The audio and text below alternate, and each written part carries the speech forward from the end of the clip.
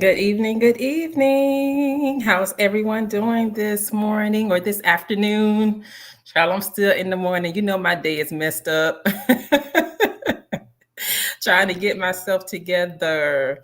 Can you ladies please tell me if you are viewing this video from my Ivy Ashley page or my author Ivy Ashley page? Because I'm having some technical difficulties over here trying to get it together. So excited about tonight's discussion. Single Sations is back like we never left. And I am so happy that you have decided to jump on and join us. Tonight's topic is your mindset keeping you single? Thank you for answering that for me. You are seeing it from my Ivy Ashley page. Awesome. Thank you for letting me know. I wasn't sure that it was that I had covered it on that page. So let me know where you ladies are viewing from. If you're from North Carolina or Florida, let me know so I can see where everybody is from.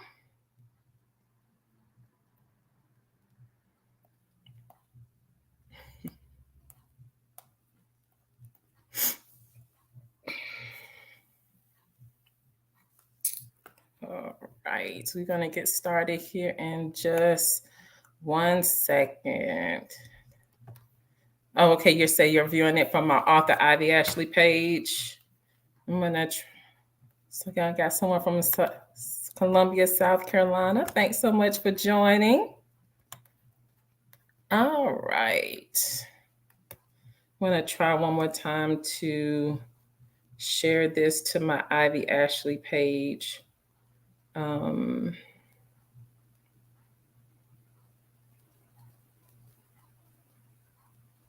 Let's see. All right, I'm not going to worry about it. I'm going to keep going and we're going to have a good discussion. Again, tonight's topic is your mindset keeping you single? And there are so many different avenues we can address this topic. But tonight I want to focus on what we experienced, what we were exposed to, even how the things that we were taught growing up can have a lasting imprint on our lives and impact the way or influence the way we behave and we respond in relationships. Whether the advice was good, bad, or ugly, somehow it has a way of creeping up into our adult lives. And many times we do not know the impact or the influence until, we are in our 30s and 40s. So, my hope tonight is that, we all, have an aha moment and address those, issues, those childhood issues that could have a major impact in how we even see ourselves in relationships. So, with that in mind, I want to pose a question for you to consider. And that question is coming up on your screen. And I want you to think about, where did your ideology about love and relationships come from? And how has it impacted you as an adult? Again, where did your ideology about love and relationships come from? And how has it impacted you as an adult? So while you're thinking about that, I'm actually going to go ahead and bring my first guest on. We met when we were in 7th grade in Jacksonville, Florida, at Stanton Preparatory College School. And she used to pick at me by the way I laughed. And it took me many, many years to get over it. No, I'm just kidding.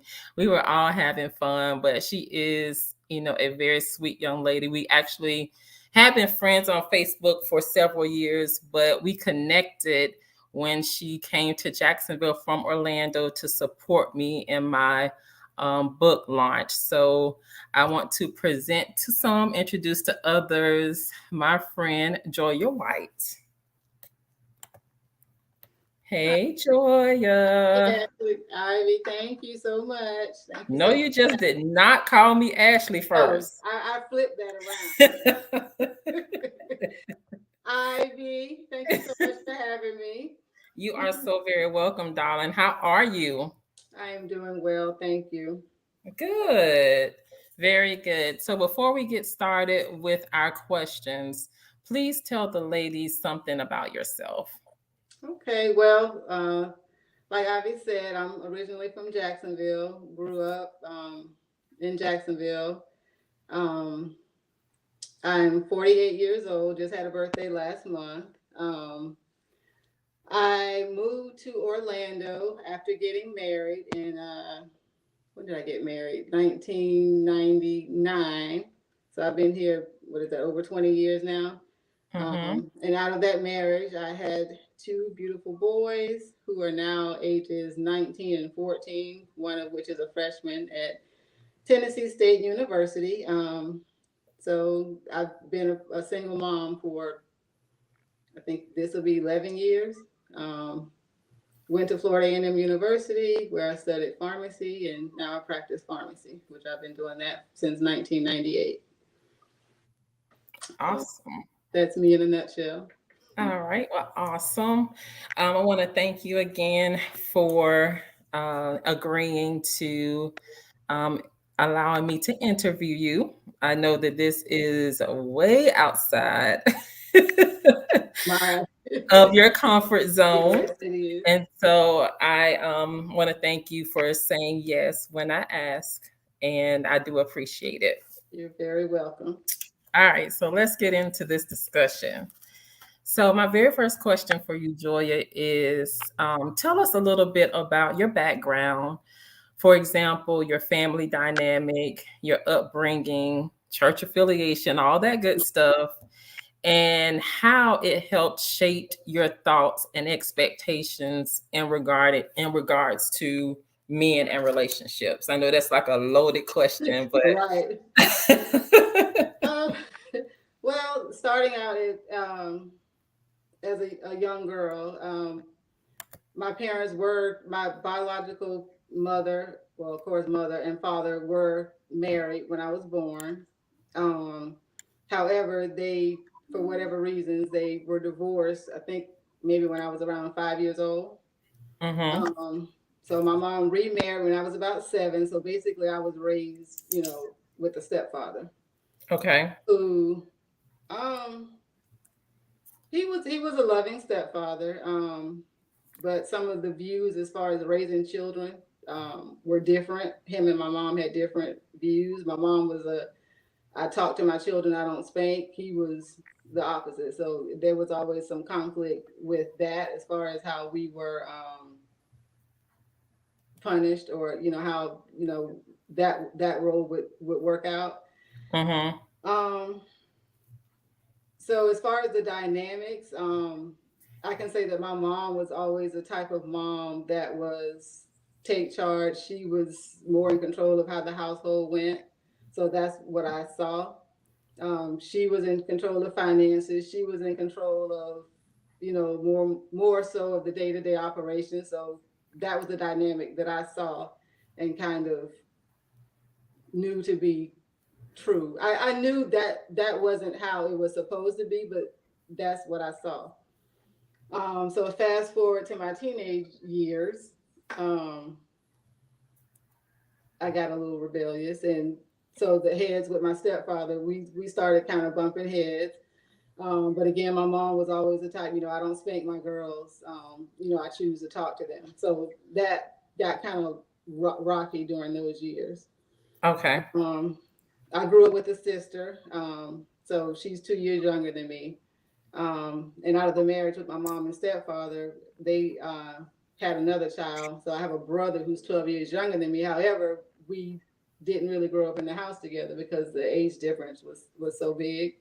hmm As far as church affiliation, when my mom and stepfather got married, we became Christians. But prior, let me go back. Prior to that, my biological dad, he was a Muslim. So when I was younger, we grew Okay. up Muslim. I don't even know if you knew that about me. Did you know that about me? I did not. Um, so we grew up Muslim. So that was a whole new thing. When my mom married my stepdad, we became Christian, and we were actually in the Church of God in Christ. So that was a whole. Oh. We were at the Church of God in Christ. We were at Greater Holy Temple. I don't know if you remember that church. Of course. Greater Holy Temple Yeah. was there, and my stepfather's mother was a very big mother in the church. Her name was Mother Peterman. Okay. So we were there for a while, and then we ended up moving to a smaller church, but it was still Pentecostal. So basically, I Hmm. grew up Pentecostal, uh, jumping, shouting, speaking in tongues, laying on of hands. So that's my background as far as that goes. Um, so anybody out there who doesn't know that upbringing, it's not a very strict upbringing, but you believe in Jesus, God. Jesus is your savior. You're saved by grace. Hmm. You pray. We fast. Speaking tongues, Right, exactly. Speaking tongues. dance. Right. Yeah. So that was my whole upbringing. So with that, other things come as far as relationships. So hold on before we even go there, because I Mhm. have I have a couple things. So one of the things you said was that your mom, she was the type to take charge of the finances, the day to day, and you mentioned how you knew that that wasn't right. Mhm. That wasn't how it was supposed to be. Mhm. How did you know that? Where did you So get that from? church, church. Oh, You're okay. taught. You're taught in church. The man is supposed to be the head of the household. Mm-hmm. Um, the woman is supposed to submit to that, Mm-hmm. and that's how it goes. But Okay. that was never, what I saw. Like I said, not that my stepfather wasn't a good man, but I think it was because of what my mom saw growing up. So Okay. she ended up marrying a man that really wasn't a take charge type man. Okay. So you're saying your grandfather was very passive. Right. Well, I think her parents got divorced when they were really young. So I think I know her mom did eventually get remarried, but I think she was a single mom for a while. Okay. So, and then the other thing you said that your stepfather, was he already a Muslim or did he convert after he married your mom? My biological father was a Muslim. Oh, Yeah. okay. Yeah. Okay. So So my was stepfather was always a Christian. okay. So was your biological father passive as well? Um, I don't think so. No. I remember my mom saying that they never really argued. They never really had arguments. So, um, I think by nature he's passive, but not to that degree of not taking control of the household. Okay. So he was like in charge as far as your um when him and your mom were married. As He far as was I the, remember, he was the head of the household. yeah, because remember I was like 5 when they got a divorce. Okay. Yeah, All but he's right. also a Muslim, and you know what they believe, like we don't work for the people. so, I, so I think he had, and the situation from what I know with that is he was working where and when he could because of that belief.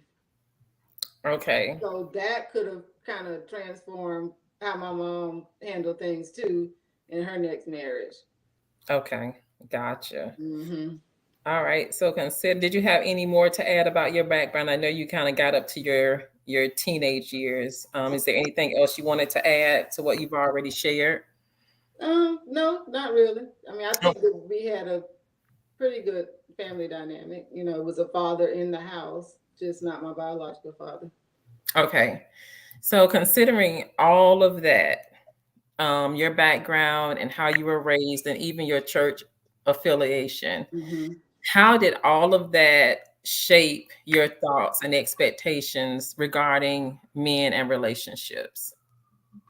Um, well, as far as my church background and affiliation, of course, I thought it right or what I was supposed to do to, of course, find a man that was in church. Mm-hmm. Um, find a man. I don't know if I ever felt like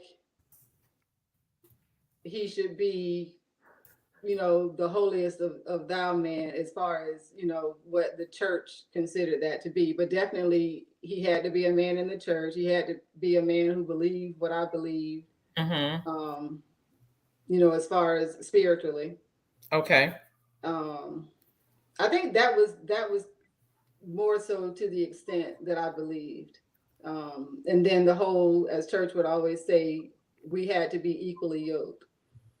But Mm-hmm. that was always given to us from just a spiritual point of view, and that was it. I don't even know if they really went into like specifically what that meant. I guess just believing the same thing, that Jesus is the Son of God. He died for our sins. You both needed to believe that. If not, then it was doomed from the beginning. Yeah, I think that that was inferred, Mm-hmm. for the most part. I can't specifically remember. You need a man who can speak in tongues, who can pray for you in the midnight hour, and That too, right? That too. yeah. That So too. yeah, so it Right. was definitely spiritual. It wasn't about being financially Mm-hmm. yoked. It wasn't about being mentally or emotionally evenly Mm-hmm. yoked. Mm-hmm. And unfortunately, we don't live 24/7 in the spirit realm. So you can, have that part of your life together. But I believe, God in our lives should spill over into other areas and help us gather ourselves, because you can't be spiritually a spiritual superhero hero and ragged in every other area Exactly. in your life. Exactly. So, Exactly. but unfortunately, like you said, that wasn't taught, to many of us, and we spent, many, many, many years coming to that realization on our own, unfortunately. Mm-hmm. Mm-hmm. All Exactly. right. So, next question. What role did your background play in how you see yourself in a relationship or approach men in relationships? And now we want to go into more so like your dating life, and even as you thought about marriage. Mm-hmm. So did you, want a man more so, like your stepfather or father? Did you want to be the type of wife that you saw your mother, or did you want to be the opposite? So, Mm-hmm. tell me a little bit about that. Well, that's funny. Well, of course, I did not want to be in the situation my mom was in because she was very stressed out a lot.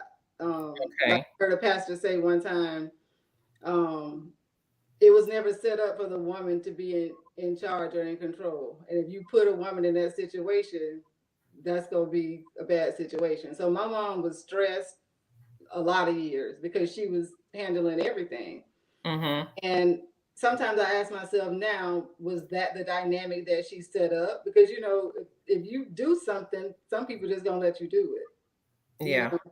So she was that take control person. And that's just how it went. And it's funny because I ended up marrying a man and being in that same dynamic. Mm-hmm. So I found myself in my marriage being in control of the finances, being in control of how the house was run, and carrying all the stress of the household. And I ask myself to this day, is it because I allowed that dynamic to go that way? And I Mm-hmm. remember my ex husband asking me, he said, you don't let me lead. And I'm like, well, does somebody just take the lead, or, do you allow them to lead? Because I've always been the type person, okay, if I see the ship going down, I'm going to take over and steer the ship, Right. So I've asked myself, I've done a lot of evaluation after my marriage. Mm-hmm. Like did I take over, or was that just the person that I married?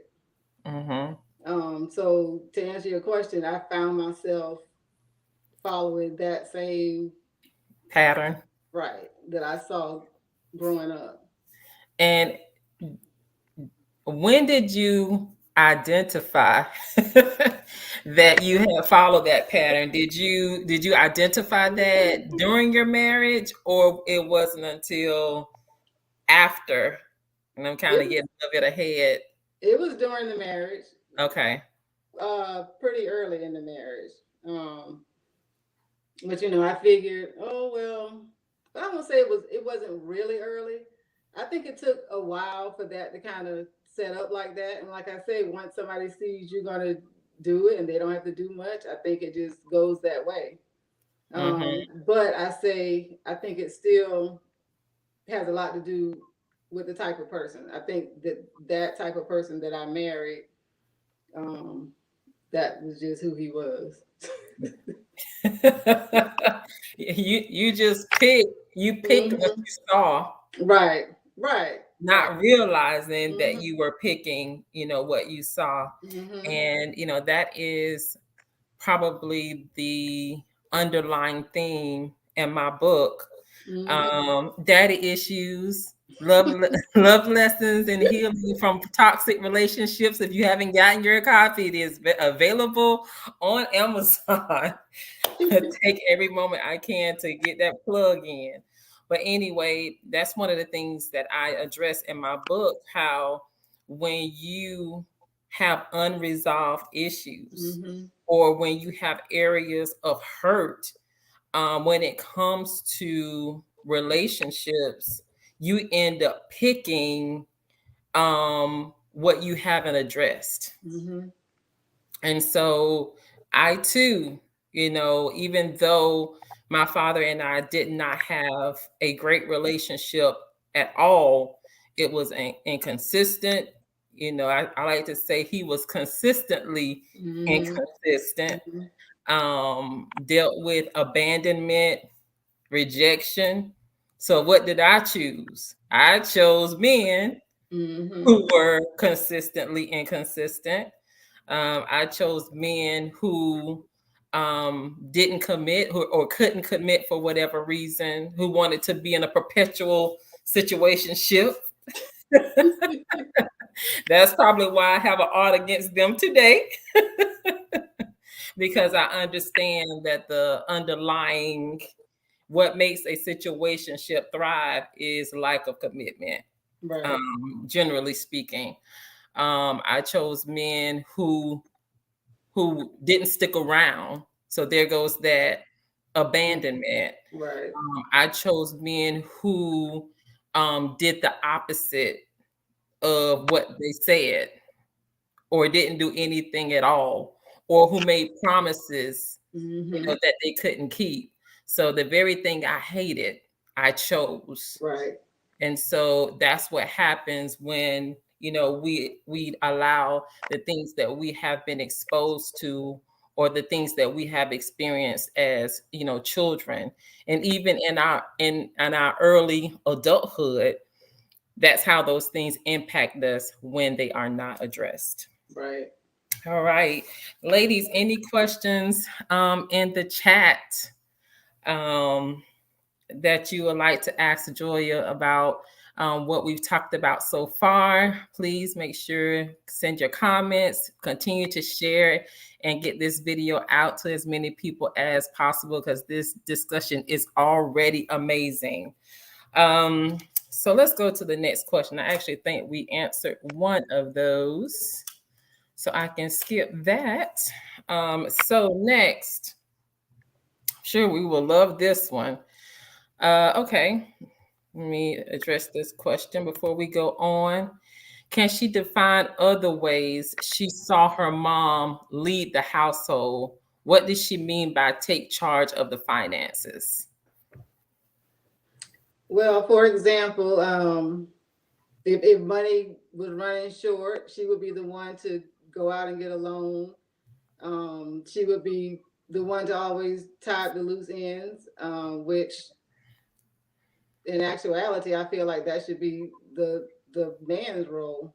The leader of the house is supposed to be the man. I know once we had to move, and she was the one trying to contact people and figure out, where we were going to move to, and he never took charge in any of those roles, and she would always be wanting him or needing him to, and she would end up being the one to make all these final decisions. Wow.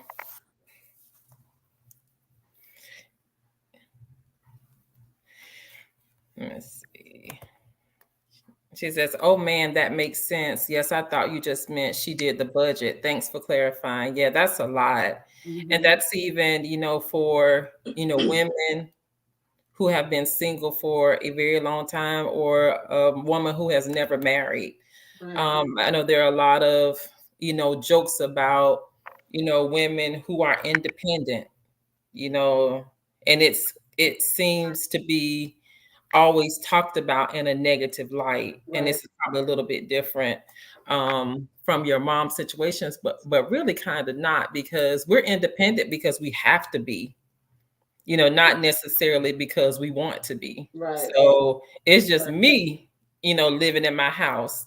So if I don't go to work, who does? Right. If I don't pay my bills, the lights don't Mhm. get cut off. Mhm. I don't have any other alternative.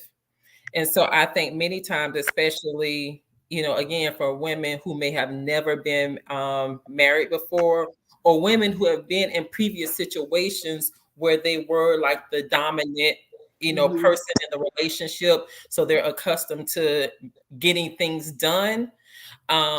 When you get to a place where you want to, get married again or get married for the first time, you go in with that mindset because that's Right. all that you know. Right. And so you may have a man who can and want to do all of those things, but because you're so, accustomed to taking the lead, you don't know how, Right. to allow him, to Right. lead. But Right. I do believe that the right man would be like, now listen, either you're gonna allow me to lead or you can have this by yourself. You Right. can't have it both ways. Right. Right. So Right. I really do understand that Mhm. perspective. Right.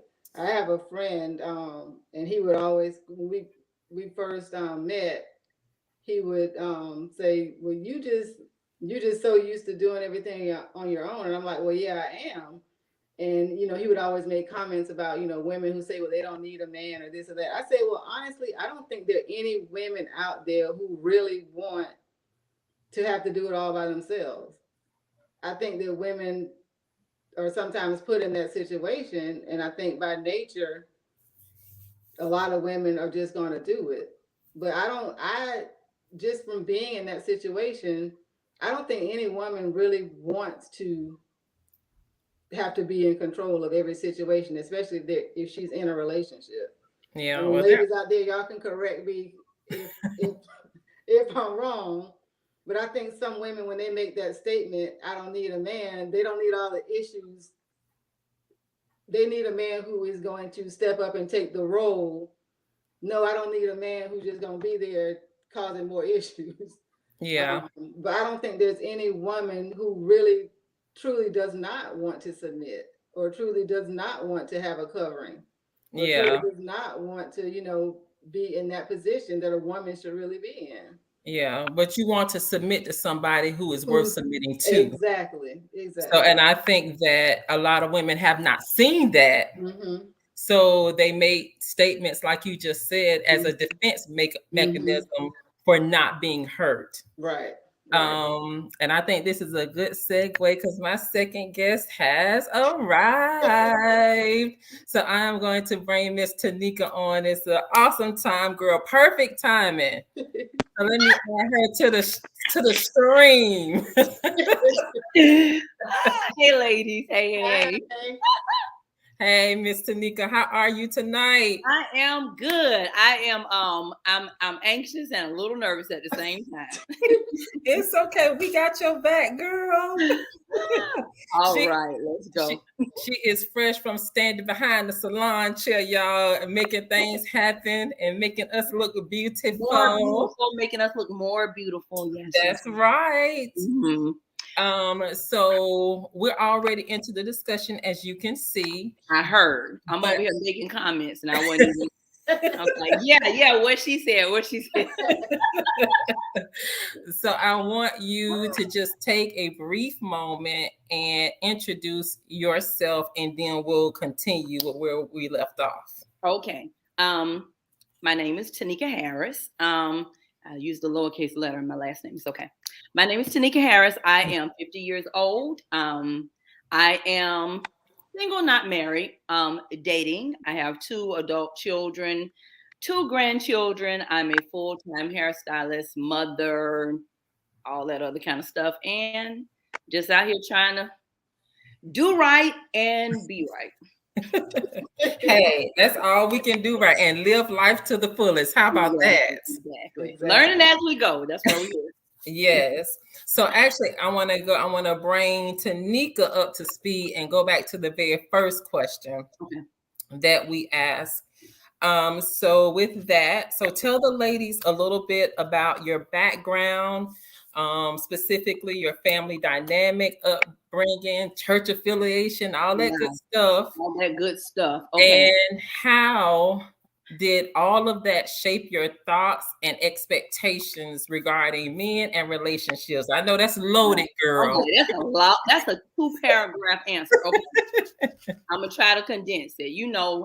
Ivy, you know me. Jump in where you need to butt in and tell me, okay, let's do this. Bring me back to speed. I'm gonna just start talking. Okay. Um, so I'm one of 5 children. I'm next to the oldest. I have a sister that's older than me. So I'm next to the oldest. I'm a girl. I'm a female. Nervous. I'm talking about I'm a female. Okay. So anyway, I grew up in a 2-parent household. Mom, dad, all of the children, same mother, same father. We grew up in the same household together. We grew up in Church of God in Christ. So a lot of my initial views and morals and rules and things for life were, I can still say are, but were rooted and grounded in the church, in the Black church, in the New King James Version Bible, the 12 commandments, the Beatitudes, that was law. Um, there are a lot of things that I learned growing up from my parents and my surroundings that I thank God for, because I think it did give me good morals.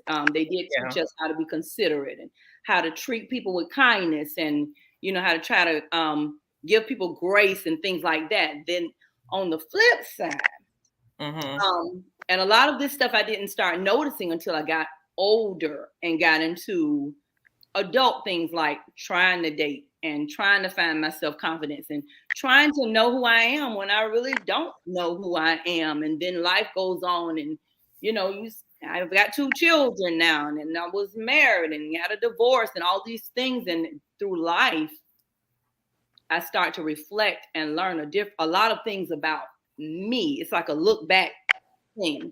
Well, oh, this is what I was thinking. Oh, that's what that was. And where did this come from? I have a friend, and he always asks me, where did that come from? And I used to think it was him being critical of me, but it was really him asking me, look back, where did things start? Everything starts from something.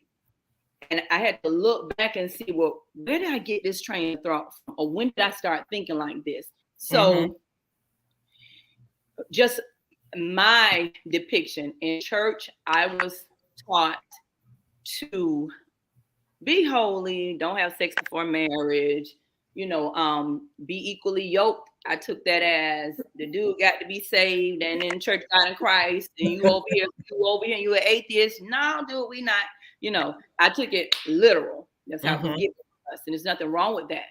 As I got older and started experiencing things, I started seeing that even in some of those commonalities, there were things that weren't equally, we weren't in the same space, or we didn't think the same, or I allowed things that I shouldn't have allowed, or I got into things and I didn't know how to handle it. And my dating became kind of like a spiral, a downward spiral of me being defensive, and defensive out of lack of knowledge, defensive out of pain and trauma, defensive out of trying to keep going because I can't stop, but I really don't know what I'm doing. And I'm trying to listen to the world and trying to listen to the saints over here, but y'all really ain't doing all. Yeah, no. You know, and I had to look back on a lot of this stuff. So wait a minute. You said the saints, they weren't really doing so I need on the saints. First of all, I love God. You don't love God? Yeah, I love God. I love the body of Christ. Mm-hmm.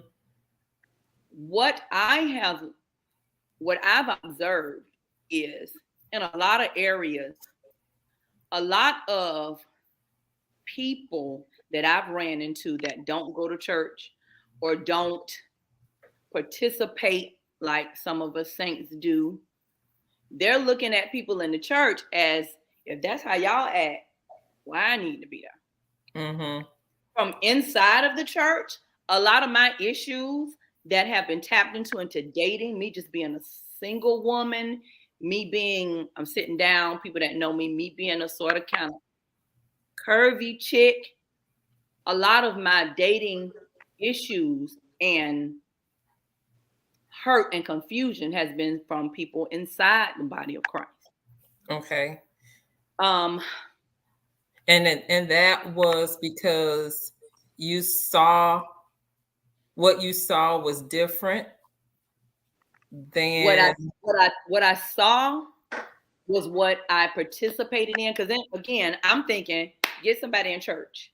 Mm-hmm. Date somebody. If you're gonna date, it's got to be somebody in church or in your church circle, community, or somebody from inside. The message that I took was, y'all don't date somebody in the world, because it's almost kind of like you date somebody in the world, you're going to hell. Yeah. Okay. And so early on, I'm like, if you ain't in church, I'm not trying to, because you ain't finna get my stuff and yada yada and no, and I ain't no, and I'm between being scared and I don't want to go to hell. And them two things, no. If you ain't in between that, I got horse blinders on. Yeah. I'm not looking outside of these parameters that I have set, that I interpreted, that was set for me. Yeah. Right? And it was, and I think, Tanika, we did things because all of us are church girls. Joya was Kojic as well. She actually went to Greater Holy Temple. Really? Yes, both of y'all Vikings. I don't know how I got two Vikings on my timeline. On my video. All love. But yeah, I think we did a lot of stuff out of ritual, not really understanding why we were doing what we were doing. Exactly. And we really weren't given any explanations. It's either you do 1, 2, 3, or you're going to hell. Everything, every consequence was hell. Going to hell. You're going to burn the lake of fire. You're going to hell. While I believe hell is real, I believe what I found out was I would say we're all around the same age range. And for me, I feel like we come from an era where there wasn't a lot of explanation. Right. And there wasn't a lot of step-by-step guidance and detail. My household, we didn't we didn't go through detailed conversations. We just kind of like gave an overview. Yeah.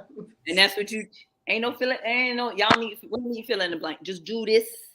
The overview, all that stuff in the middle, don't worry about that right now, because you ain't supposed to be diving into it no way. And I kind of explained to Ivy the other day on the phone, the best scenario, and I don't know if people even watch Bridgerton, the TV show, the Bridgertons that came on Netflix. It was a very traditional show as far as the women were supposed to be pure when they got married. You know, they were groomed to be wives their entire lives, but nobody told them what being a wife was.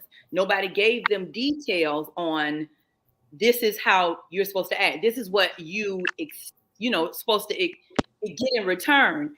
Nobody told them how to treat a husband, even how your husband's supposed to touch you, even about how you pay bills or just the intricate details of a relationship, although everybody's relationship takes its own path. But it's like you're groomed to be a wife, but nobody tell you what a wife really is. Or what you're supposed to expect, but we're supposed to walk this line. So for me, I grew up trying to kind of figure it out as I went along. That's a bumpy road. Yeah. That's a really bumpy road. And it was their expectation of what a wife was supposed to be and not who your prospective husband may have needed.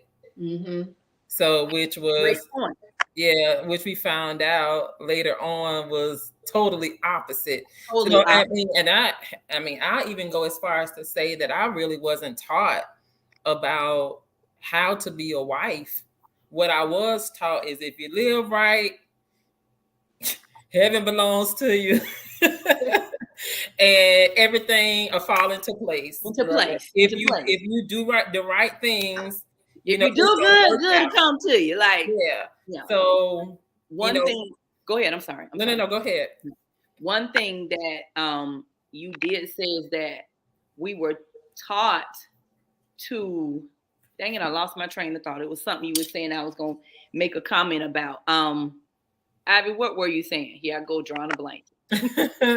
About if we live right, heaven belongs to you. You know, if you do what you're supposed to do, then God will fill in all the missing pieces. I know what you were saying. You were saying something about we were taught. Nobody really taught us how to be a wife. Moreover than that, I don't think I was taught how to date. Oh, absolutely. Let alone being a wife. Just don't get your coochie up. That's all they told us. Don't do this before you get married. And not even why not? There's got to be something in between you meeting somebody and getting married. So what I realized about me is that one, I don't know how to. Tanika got ADD. I don't know how to date multiple people at one time because I'm be calling you your name. Your name. Like, you ride that bike last week. That one you okay? It's just I'm not saying there's anything wrong with it, but I have to concentrate on one person at one time. You get 2 weeks, I don't like you more. You get a month, we don't want to do this, we'll keep moving. But I've learned about myself that I went into relationships behaving like I was supposed to be behaving as if I was going to be a wife. Yeah. So what I learned was I was even behaving out of order and didn't know it. Yeah. I was accepting a lot of things that I shouldn't even been bothering with because I wasn't paying attention to where I was letting myself land. What I've learned is everybody don't lie to me. All guys ain't lying to me. I didn't pay attention enough to what I was letting myself get involved in. Yeah. Because I'm not looking at the road between, oh, he's cool. Okay, I'm just now realizing how this sounds, and it's going to sound crazy, but this sums up what I've thought. Oh, I met this guy. Oh, he's cool. Since he's cool, I'm supposed to date him. We're going to get married. So I'm going in. I done decided we finna be in a relationship because we dating because I don't date around. So I'm like, okay, we dating. We're in a relationship. When we going to get married? I have skipped everything in between that because I know I'm supposed to be getting married. Those are the things that I think I've allowed myself to be in. And I say that because what I'm learning is everybody don't just so bad or nobody. There are some people out here that just don't mean no people no good. We're not talking about them. Right. I'm not talking about them. I have to, even if somebody does me wrong or disjustice in a relationship, I have to at least participate to allow it. Mm-hmm. So I have to take accountability for what I allowed myself to get involved in. Mm-hmm. Yeah. Now, So let me interrupt you right quick. mm-hmm. So I thought it was interesting that, you said when you started to date, you found yourself behaving. Um, and I took that as you showed up as your representative and not as yourself. In the A lot beginning, of I did times. because I didn't know Yeah. me. Right. I And didn't know. I didn't know what Tanika liked for real. I didn't stop to even figure out over time who I am, what I like, what I don't like. My feelings do matter. I didn't start paying attention to my feelings do matter to maybe like my mid 30s, late 30s, early 40s. Mm-hmm. And what I learned along the way, I frustrated myself a lot because I tried to be what I was taught to be. I Yeah. tried to make sure I acted like I was Mm-hmm. instructed to act as Yeah. a woman of God or a young lady, a Christian lady dating. And what I'm learning is there's a difference between being a woman of God and following tradition as a woman of God. Yeah. I think a lot Um, I think a lot of us do that though. We find ourselves behaving, and in the process of behaving, we lose ourselves before we really find ourselves. exactly. Mm-hmm. So, Yeah. So really, true. we So try. true. We don't. We don't. And I don't like to speak for other women, but and so all along, it's like I'm just out here floating in a clone of a body or a Yeah. soul or feelings because I don't know you. I don't know who that chick is. I know who she's supposed to be. Okay, so here in the scripture, here on the page, they say you're supposed to do this. Okay, and that's what I'm gonna do. Whether it feels good, whether I like it, I would sometimes be like, it'll start falling into place. Why these pieces ain't fitting? It don't feel normal or doesn't feel genuine, but this is what I'm supposed to be. So I got to try to be this. Yeah. And that's not you don't you don't have to fit into that tight of a box. Right. What I'm So I'm learning gonna, is God made us all individuals for a reason. And absolutely. and Absolutely. he gave us all different pieces and different parts for a reason. And I learned that I'm gonna let you go here because I'm starting to ramble. It's okay. I want to turn a corner because it is like 8:50 already and we supposed to It's end like at quick, 9 o'clock. So I want to get a couple more questions in. So I Mhm. want to go back to Joya as we had talked about you as a wife. And so I want to ask, were there any red flags you ignored during the dating process that were illuminated once you were married? Um, yes, definitely. And this I just wanted to say comment on something that Tanika said. She said something about coming into yourself late 30s, early 40s. I'm so glad she Hmm. said because all these I'm like, okay, why? What was I doing? Like, just you were just going and going, and when you get to your early 40s, you're like, okay, now I need to start realizing. Now I realize some things. Now I need to start putting some things into perspective. So I just wanted to make that comment.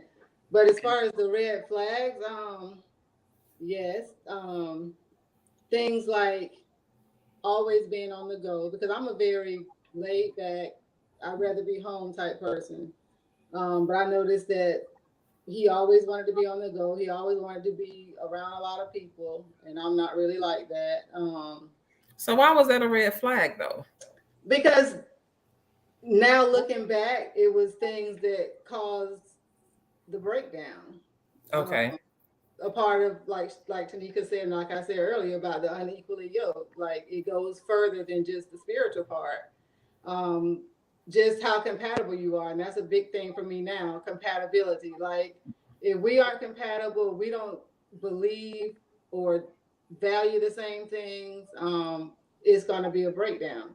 So just always on the go. Just every time the door of the church open, you have to be there, but not ministering at home. You know, Mhm. that's where which, and I can't remember if they teach that in the church or not, but I think I have heard a pastor say that, but I don't know if many ministers really live by that. Mhm. So just that go always on the go and not taking time to see what's going on at home. Even when we were Okay. dating, that was the issue, just always on the go. And I could never understand, but of course I didn't pay attention to that. So when we got married and started having children, that just was magnified. Okay. Gotcha. Anything else you can think of? Let me see. What's on my what's on my paper? That that was the main thing, just always on the go. You know, the whole thing of putting the church first, you know, because he was Yeah. a minister of music at our church. When I met the church I went back home to, he was a minister of music, and then when we moved here, he became minister of music. So it was always a constant go. And I found myself just like begging for time, like, you know, it's supposed to be God first, then your family, you know, but it was never like that. So that was a red flag before we even got married, that he was, you know, always on the go, and that never stopped. Okay. Tanika, you wanted to add something? Um, yeah, I was listening. I can't see for nothing. Is it Joria. Joria? Thank you. Mm-hmm. I was listening to Joria saying that he didn't give enough. I guess I'm taking it as give enough input into home, but you're in church. Right. A lot of a lot of my issues I didn't know stem from our my home life growing up as a child. Um, Love you, daddy. Gotta tell the truth. My dad, this is just the way I looked at my home life. My Mhm. dad was, I'm gonna say this what I say, not my sister's brother, mama, whatever. I feel like my dad tried to impress or tried to. My dad was more concerned with the church, the deacons, the preachers, the ministries at the church, but you're not putting enough time in at home. Mm-hmm. And I learned that God's supposed to be first, and you're supposed to take care of your family as you take care of the church. I see a Mhm. lot of people like put that order, like I'm gonna Mm-hmm. take care of the church, and then my family be all right. We're gonna be over here. We're gonna be all right. Mhm. But I feel like your family is just as much a part of your ministry Mm-hmm. as the church is. Mhm. And if that man is supposed to be head of the family, or not, is that woman, if that's your house, your family, it's your spiritual responsibility to make sure your home is taken care of. Also, if not as equally, I grew up personally resenting certain things about the church because I'm like, I ain't gonna get with nobody that's gonna do me like that. And Mhm. if you can't take care of the household and you can't take care of this, don't worry about it. I ain't gonna ask you for nothing. I turn to the hand clap air gun girl. You ain't gone, I ain't gone, you ain't gone. But all that came out of ignorance and defensiveness. Yeah. And I Right. didn't know it at Right. the time. I just thought I could do this. Since I got to do it, I could do it. No, y'all can't tell. I started acting like if you ain't over here taking care of nothing, you can't tell me nothing. Yeah. And I So got would you say your father was physically present but emotionally absent?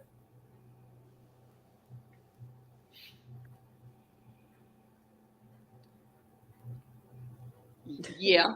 And yeah, because I'm like, I don't want to get on here and blast nobody, especially my family, because I choke a nigga out about my dad, about my mom. But I mean, I'm like, we got to tell the truth. So I'm going to start by saying these are my thoughts, Yeah.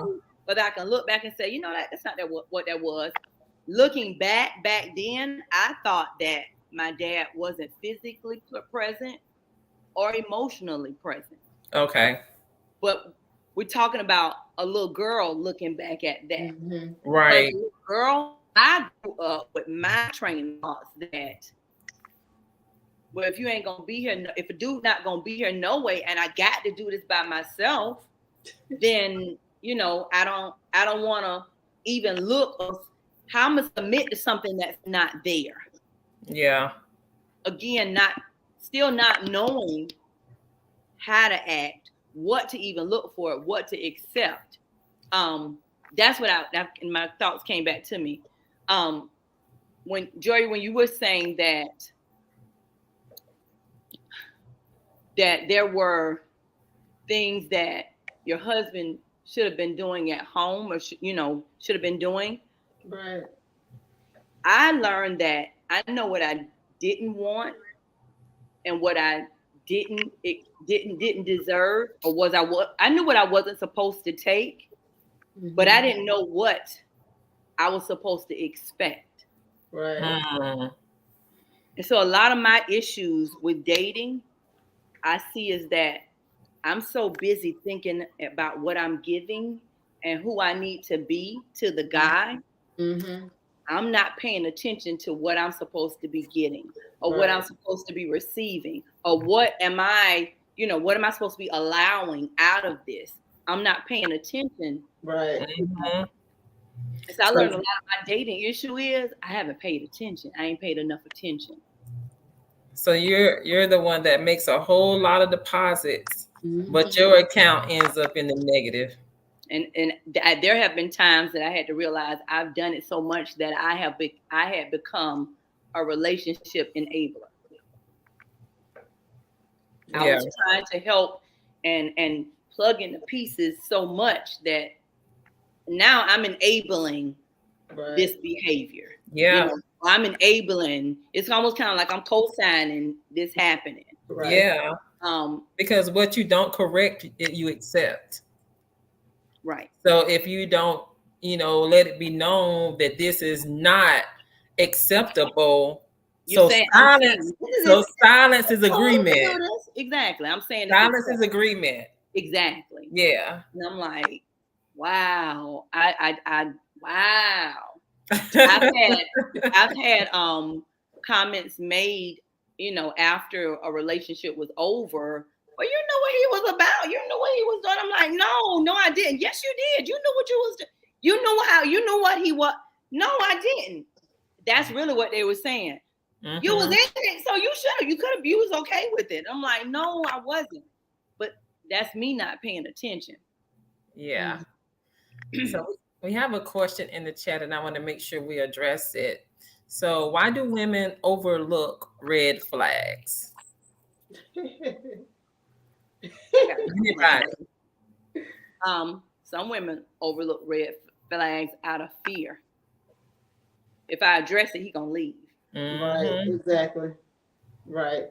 I think if I don't say nothing about it, then maybe yeah. If I say something, he gonna leave. Right. Or if I don't say nothing, maybe it might get better. Right. Yeah. Or denial. That's not what that is. Mm-hmm. Or I think I can change it. all of them. I'm gonna make him see that. Yeah, that really ain't a red flag. It's just a little yellow. That's what that is. Or, and I ain't gonna lie, all these things I'm saying, I've done all these things, not thinking I've done all these things. Or, that ain't really what that is. He gonna, it's gonna be different. He don't mean that. Yeah. I think the biggest thing is we're trying to convince ourselves those red flags aren't there. Yeah. Comment. Sometimes they don't even know it was a red flag until years later in hindsight. Right. Once we take, that retrospective look and kind of evaluate, relationships. And I think that's so important and is the reason why I don't believe in relationship hopping. Because if you spend time going into relationship to relationship, and you don't give yourself breathing room in between, right, you will repeat what you don't want. Right. Yeah, you will continue. I mean, and nothing's because you haven't reevaluated, what didn't work. Why did this relationship fail? Right. And as perfect as, some of us think we are, it takes two. Right. When I tell y'all these last 2 years in COVID baby, God has like put a mirror in front of my face and made me look at that girl in the mirror and address her. And that has been interesting. And God had to tell me, you ain't as good as you think you are. And I'm like, yes, I am. He's like, you're not really. You're good, but chick, you need some work. And I need you to like, hey, come here. You got to pay attention because you act like grandchildren. You get a little distracted and you don't be paying attention. What I thought about the lady that asked the question, why do women, overlook or what's about the red flag? Literally, sometimes we just don't pay attention. I remember one relationship, I literally wasn't paying attention. I remember visiting a young man and he had mail spilling out of his mailbox. Had Tanika been paying attention? Sir, if you don't check your mail, there's some other things you're not tending to. That don't mean you're good or bad, but that was a red flag. Red flags aren't always bombs or big things. Red flags can be little mini things that we overlook. Right. But hey, red flags is like a warning. Hey, come here, pay attention to this. Don't let this slide by you. This is something you need to pay attention to. Red flags ain't always the big flag. Yeah, it ain't always blaring and flashing. Red flags can be little things that we miss because I'm not paying attention. Yeah, you don't want to pay attention sometimes. Sometimes we don't want to pay attention. Like, we talked about earlier, we ignore intentionally because we don't want to be alone. And what happened to intuition? There is always, I think I heard a pastor say, know in your knower. Know in your knower. Yeah, and I think that was intuition for women because we always get that little, that something just ain't right. And no matter how much we try to ignore it, it's always there. Y'all, I got another question. Has anyone ever passed over somebody you should have dated because we was being paranoid? Because all the other stuff you dealt with. Now I'm defensive and paranoid. And I'm like, man, I should have. The too good to be true syndrome? Not even the too good to be true, but because I'm so paranoid and defensive, I'm putting other people's stuff on now him. Yeah. And I've done that before. I done brought all this bad lady Erica Badu. I done brought all this baggage over here. From another relationship ain't got nothing to do with you, but now I don't trust you and I'm paranoid. Yeah. And I've, something might have been all right, but I'm like, man, I messed that up. So I gotta now learn how to not be paranoid and pay attention at the same time. Yeah, for me, it wasn't paranoid. It was just, because I wasn't healed. I wasn't ready to see beyond my bad experiences. Right. So every guy I met was a bad experience, a potential, bad experiences. So instead of opening up my heart, or I would gauge how much I wanted to give so that I didn't allow myself to get hurt. Yeah, like having a semi wall up. Yeah, I would give you a little bit, but not enough to make Really? myself too vulnerable to you. Right. Yeah. But Wow. that's not healthy either. Like with anything, there are boundaries, you know, and sometimes we don't give enough. Sometimes we hold back too much. But I'm like, who di- who who helps us determine that gauge?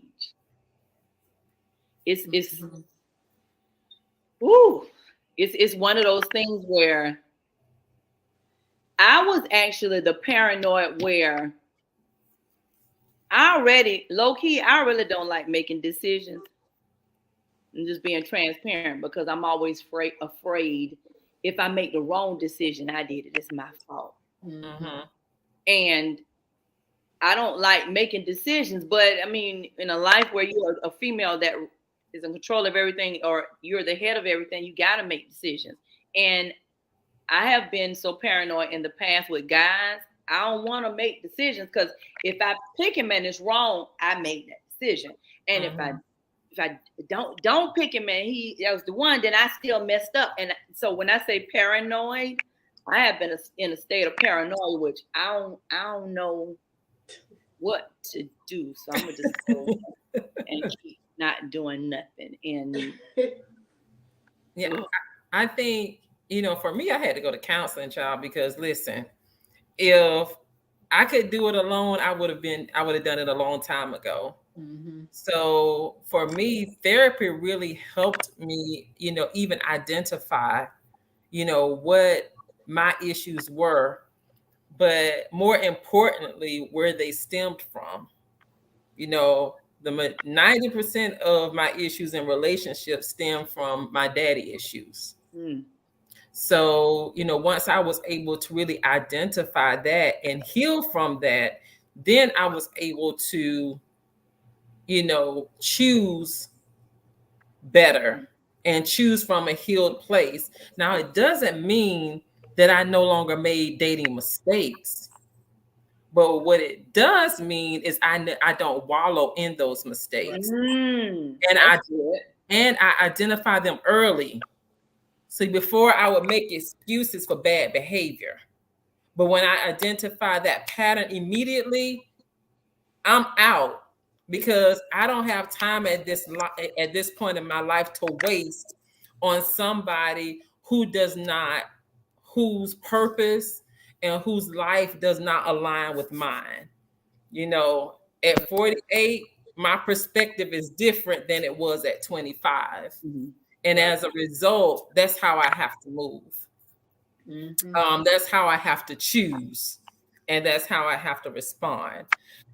We are over time, but I'm going to I want us to end on this final question since we're talking about, is your mindset keeping you single? Is what you were taught, what you were exposed to, what you experienced, in your youth or even in your early adulthood. What impact is all of those things having on your dating or relationship life? And I'm not oblivious to not think that everybody wants to be married, because I know, everybody may not want to be married. Some people just may want a life partner. And, if that's what you choose, there's nothing wrong with that.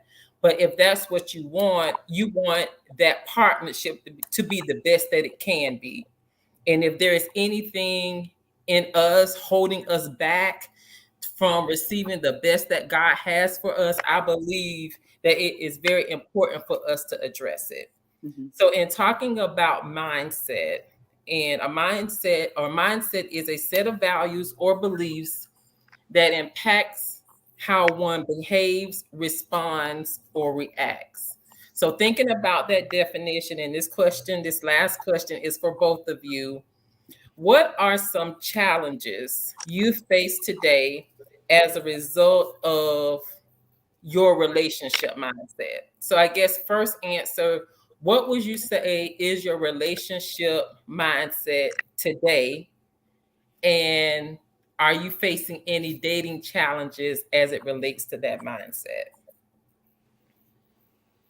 Good question. Um, so the first part was what is our mindset today? Right. Yes. Well, my mindset has changed a lot as far as dating, especially post marriage.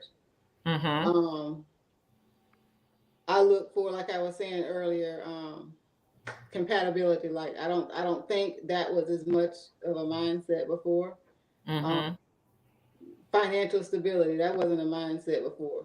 Even as far as the differences in finances, your mindset about finances. Do you spend everything you have or do you save? My mindset as far as spirituality is, yes, you have to love the Lord. Yes, you have to, say that you're saved. But as far as, like I said in your post, the jumping, shouting, swinging from chandeliers and over pews and speaking in tongues, I don't think that that's a necessity for me. We need to be in the same place, as far as that goes. But my mindset about that, has changed. Yeah. It's more so about the position of that person's heart and Right, not exactly, the outward show of exactly, what right, they do when they're in church. right, right. Mm-hmm. So that's pretty much where my mindset is now. Just being equally yoked overall, not just as far as spirituality goes. Okay. And do you face any challenges as it relates to your refreshed mindset? Um, I tend to tolerate a lot less. I try to pay, like Tanika said, more attention to red flags. If I see right off the bat, I think at this age we know it doesn't take us months and months to realize, if something is going to work. I think we know pretty quickly, and just being, I think I tolerate a lot less. Like I'm going to wait Mm-hmm. around a lot less, like you were saying too, Ivy. Mm-hmm.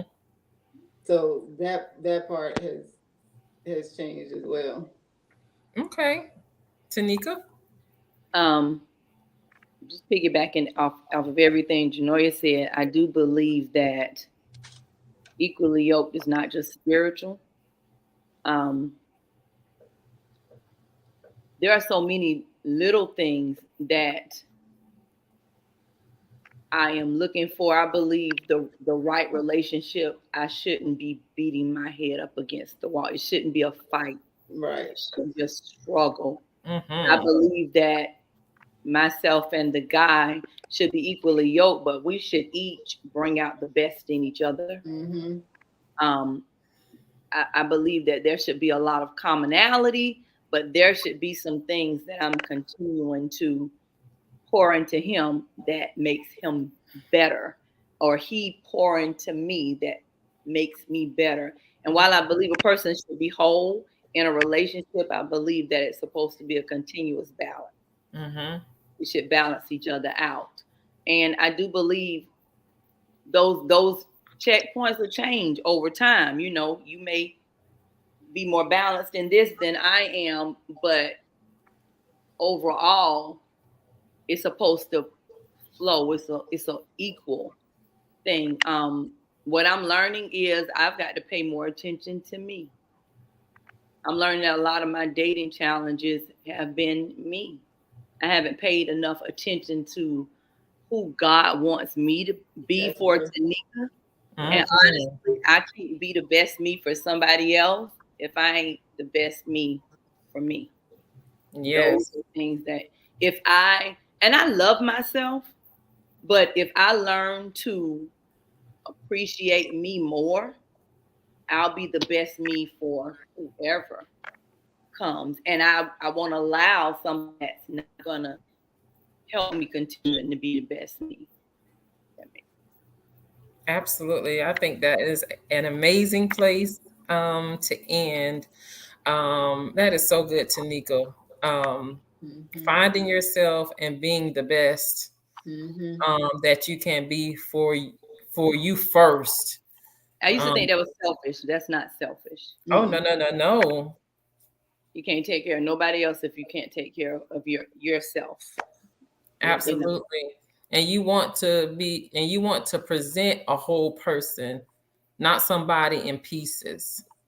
Right. So in order for, us to do that, we have to know all the ins and outs, the good, the bad, the ugly. about ourselves. And I think that puts us in an amazing position, not only for, a relationship, but for our families, those that we love. And that's the type of relationship. There are different types of relationships. But anything when you're dealing with somebody else is a form of a relationship. Absolutely. Absolutely. Yeah. Absolutely. Well, ladies, I hope that you guys enjoyed yourselves tonight and got something out of the discussion. I know that I did. It is so important for us to address those things, that may be impeding our progress, regardless how difficult it may be. It's all about, making ourselves, better. Right. And prepared for whatever is to come. Mm-hmm. I want to thank my guests, Miss Joya White and Miss Tanika Harris, for joining me tonight. I know I pulled both of you ladies outside of your comfort zone, but you both did an amazing job. And again, I just appreciate your yes, and I hope that you will accept an invitation later on to discuss something different, because I think this was very good and the start of something great. So you guys that are tuned in, thank you so much and have a very good evening. Thank you, ladies. Thank you. Good night.